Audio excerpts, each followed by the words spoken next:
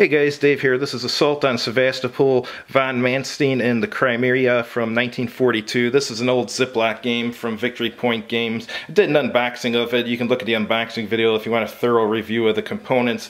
But this is just going to be a playthrough and a short review at the end. Let me explain basically what's going on here. The Germans are located on the east side of this black line here, and they have to push the Russian forces west of this red line here or destroy them. If that's done, they win the game. Actually, these three are just their airstrikes here. They're not on the battlefield. But what's going on is the Russian units, they start with 7 units that are at half strength. Let me see if I can show you. There's one there. The reason for that is the Germans have a special thing they can do once a game. They can declare at the beginning of a turn a lull turn, which means any German unit that is not adjacent to the enemy that is half strength can be flipped back to full strength. The flip side is any Russian unit that's on a fortress, which is these little gray spaces here, that is half strength can be flipped to full strength. So if the Germans do that, these Russian units will go back to full strength. Most of this is standard wargame rules. There's one neat thing. There's the stacking limit is 7 bars, and these bars are printed on the chits. See, this one has 1 bar, so it's easy to keep track of whether you're within the stacking limit. And there's 2 special chits here. There's the airstrike chits, which shift to the right on the combat results table if the Germans are attacking, or to the left if they're defending. They can use these 3 can be used once per turn. Problem is the combat results table has some weird stuff going on. It's a good game, but I don't like the combat results table, because see here, for 2-to-1 odds at 7 it does D2, but if you shift to the right, which should make it better for you, it then becomes A1 D2, so you're going to lose a step in the process. So I feel that a combat results table, anytime you shift to the right on a certain roll, should give you a better result, not a worse result. It doesn't always give a worse result. Sometimes it's better, but I don't know. I think they could have did a little bit better job on the combat results table, but it's still a good game. There's also some artillery units. Here's the German ones right here. Those don't provide any combat strength during an attack, but however, these have a range of 3, so they do allow, for each artillery unit that's involved in the combat, it gives you a +1 to your die roll, which is good, and you can use more than 1 in one attack. And the Russians have a tank unit, and the tank unit doesn't give any strength in an attack, but it does give +1 to your die roll, so that's good. And also, if these particular units are attacked, they just give a nominal strength 1 to add to your defensive factor. But anything else going on you need to be explained in the beginning? Yeah, Marine units. Here's a Marine unit, these little guys with the anchors. The Russians have them. That's the only Russian unit that can go across the ferry, and it costs 3 movement points to do so. German units can cross either way on the ferry, but if they're crossing into an attack and the attack does not succeed in destroying all the Soviet units, like in this space, so if this unit here was attacking and at least one of these survived, he would fall back to here and he would lose a step. So I don't think I'm going to be doing any German attacks across the ferry if there's a unit there, but you never know. And as far as the game turn record track, there's 10 turns for the Germans to win. And on turn 2, 4, and 6, a Russian unit comes in on any hex with an anchor, so it can come in here, here, or here. So sequence of play, basically standard wargame rules: German movement, German combat, Soviet movement, Soviet combat, and then game turn phase, record keeping phase, which is advance the turn marker. And you check to determine if it's who the winner is, if it's the last turn. So let's get started. Germans here are going to advance. So that's 1, 2 to get there. And let's see what we got here. Yeah, those got movement of 8, and this is movement of 5, so they have no trouble moving to here. And they're going to do an attack. So let's count them up. 6, 12, and down here, 6, 12, so that's 24. The Russians are on a fortress, which triples their defense strength. So let's see what's going on here. So that's 3, 4, and 2, so that's 9. So that's 27, so that's 1 to 2. So they're going to add 3 airstrikes to make it a 3 to 1 attack. And they get +2 to the die roll because of the 2 artillery pieces. So 3 to 1, add a +2. And he rolls a 3. So that becomes a 5, A1, D1. They each lose a step. So the Soviets will lose that step.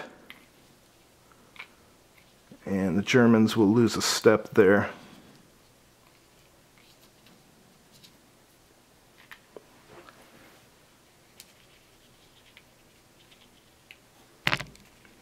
And I made a mistake here. I was too busy looking through the viewfinder, but these guys should have moved too. Let me move them if you don't mind.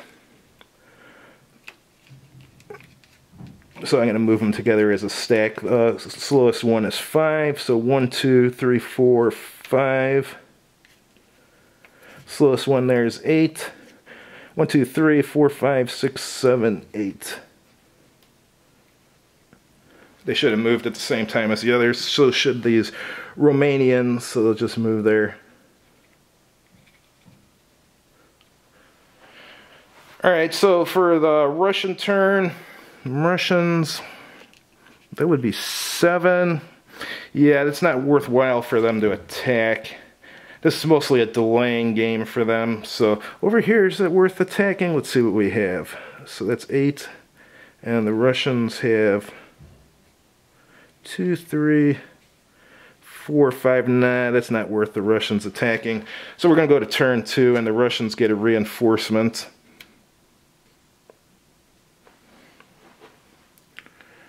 Russian reinforcement.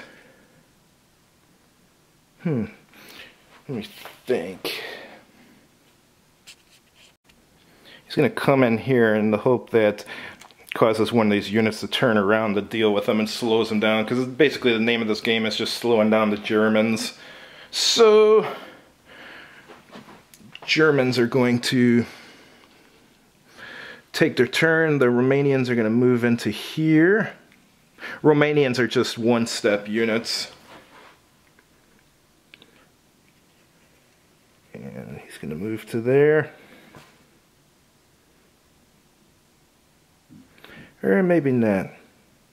Nah, he will. They're going to ignore that Russian unit back there. He'll move there. Alright, so the Russians have 7 there, which becomes 21.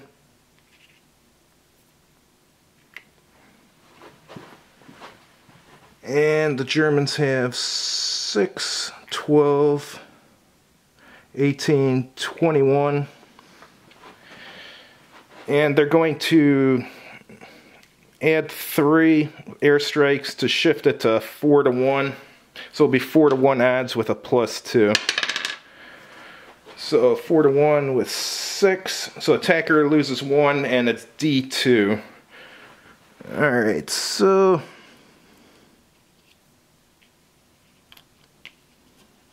attacker loses that one. On D2, it means the Soviets lose 1 step. Let's see what they got in here.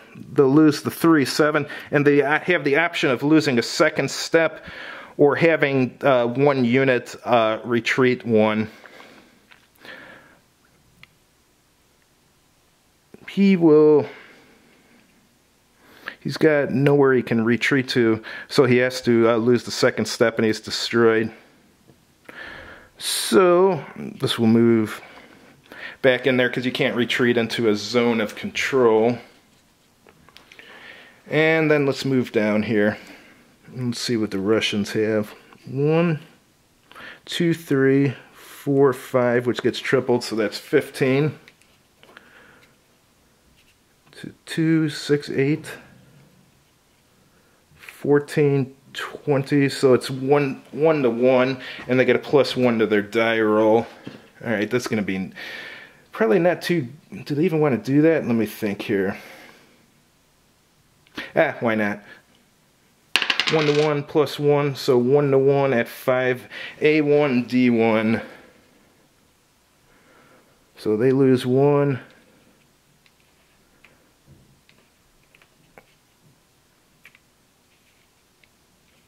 And the Germans will lose 1.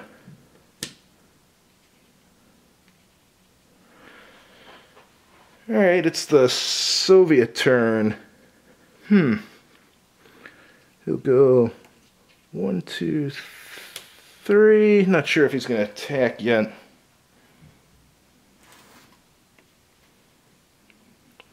2, 3, 4, 6. Oh, but the problem is the Germans are in rough terrain, so they will double in strength. So I don't think he's going to attack this turn. Alright, so move to turn 3. Germans are going to move. He's got enough movement to move to here, even though they cost 2 to move in, and that will move there. So they're really ganging up there.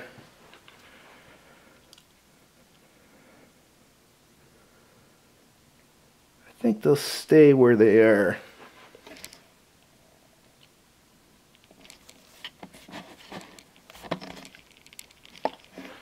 Alright, so here, let's add them up. Germans are at 6, 9, 15, 18. Oh, plus them Romanians, so that's 24. And the Russians, I'm just going to count in my hand, it's easier. 2, 4, 6, 8, 8, so they're at 8, so that becomes 24 too, so it's 1 to 1. So they're going to add 3 airstrikes to make it 4 to 1, and their artillery will add 2. So 4 to 1 at 5. So that's D2. So the Soviets will lose their smallest unit. And they can't really retreat 1 because they'll still be in a zone of control, so they're going to have to lose a 2nd unit. Not good for the Soviets.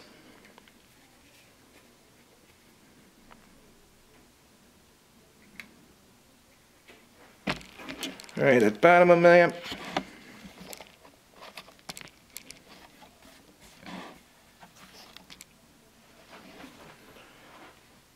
Russians have 1, 2, 3, 4, which gets tripled, so that's 12. And 6, 12, 18. So it's 1 to 1 with a +1 because of the German artillery. So 4 becomes 5. A1, D1, they each lose a step.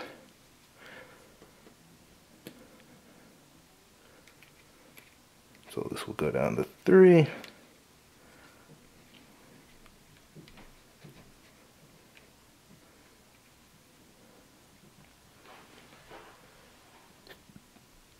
Okay, it's a Russian turn. These guys are going to temporarily move out of here. Alright, so that's an attack of 6 to 3, so that's 2 to 1. 2 to 1 at 2, oh, A2, D2. So the Russians lose 1, and for the second one they'll move back 1. And the Germans lose 1. Alright, housekeeping, move the game turn marker, and we start a new turn. This turn the Russians get another reinforcement who's going to come in right here, I think.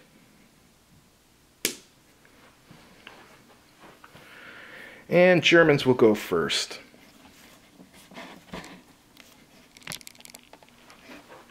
Alright, let's count what we have here. For the Russians, they just have 2, 3, 6, 7, 8, 9. So that's 15, 21, 24, 24 to 9. So that's 2 to 1. So I'm going to add 2 airstrikes to make it 4 to 1 with a +2. So So that's 4 to 1 at 8, so that's D3, so they automatically lose a step. And they can't really retreat because the Romanians are here. So they got to lose 2 more steps and they're defeated. So we have 1 airstrike left. So over here, 6, 12, 12 to 9. So that's 1 to 1 with a shift from the airstrike. So that's a 2 to 1 with a +1.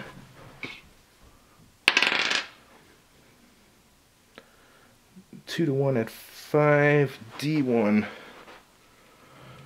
So Russians lose that guy.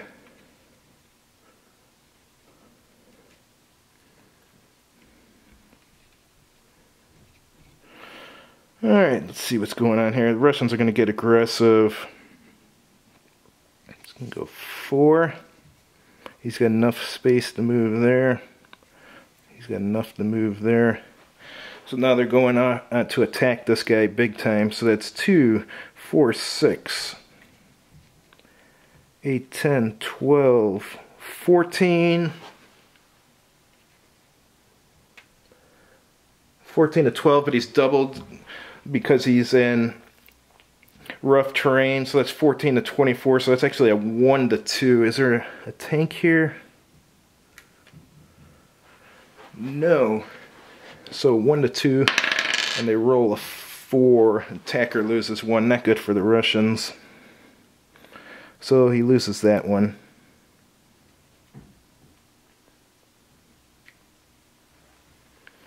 Alright, housekeeping. Move the turn track marker. And Germans are going to take the long way around here. I'm going to keep the stacks together so they'll move at 5. 1, 2, 3, 4, 5. Get the stack together.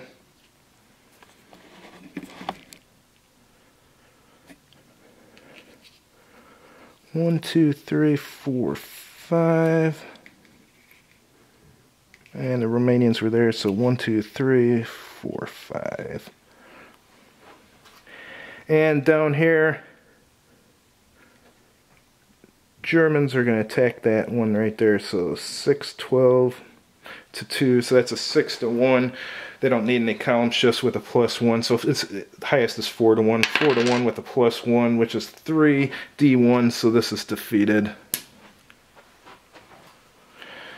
Alright, it's the Russian turn. Let's see what they can do. He's going to move there to stack with him, so 2, 4, 6, 8, 10... 12 to 12, but the Germans are in rough terrain, so it's 12 to 24.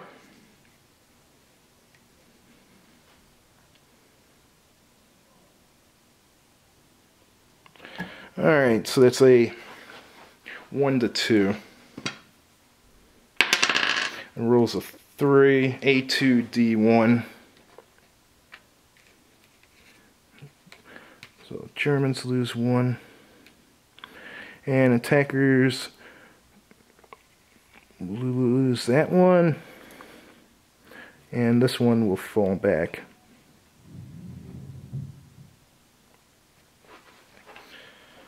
Alright, game turn 6. The Russians get a reinforcement.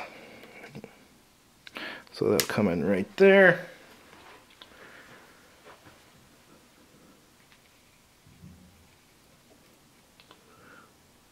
Two, 4,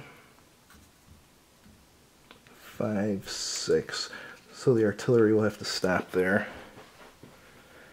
This will go 2, 4. Alright, so over here we have 6, 9, 12, 15.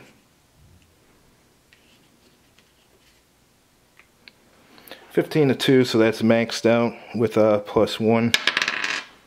So that's a 4 to 1 at 3, D1. This is defeated.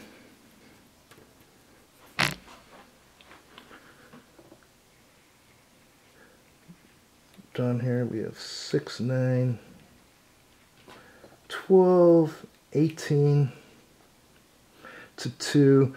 with the +2 from this artillery's got range to hit there too, so 2 of them, so that's 4-1 with a +2. 4-1 at 5 D2, so he's destroyed. And he's allowed to move into there. Alright, as far as Russians, it's Russians now. 2, 4, he's going to attack here. 4 to, oh, he's got this one 6, so that's 1-2.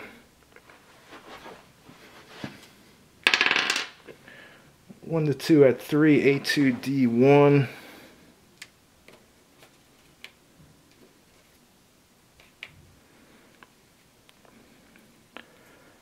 So lose that, and this will fall back 1.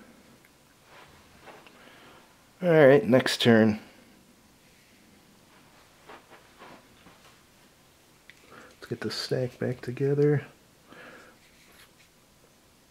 Forts are 1 movement point, so 1, 2, 3. It's got enough space to get to there.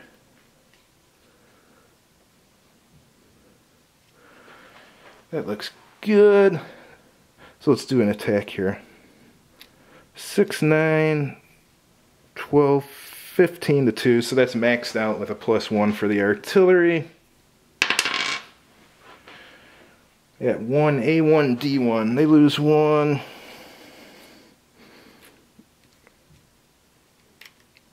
And the Germans lose 1.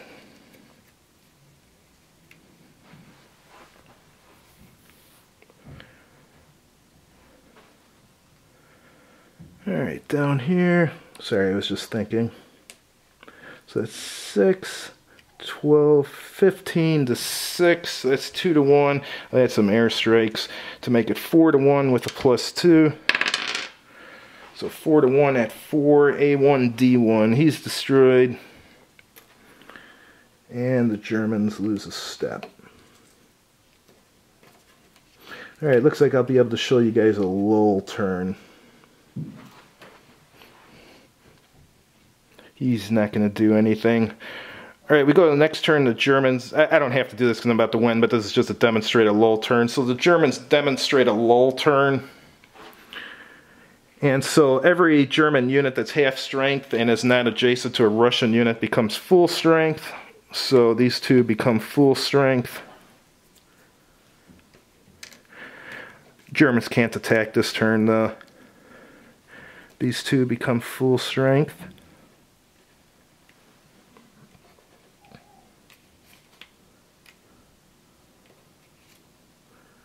And that becomes full strength. And any Russian unit that would happen to be in a fortress would go to full strength. However, there is none. So that's the Russians do what they want to do on the lull turn. So they do nothing because they're about to die. So there. And Germans move in. And I'm going to bother calculating that. That's 4-1 with a +1. So 7, D3, he's destroyed. So the Germans have won.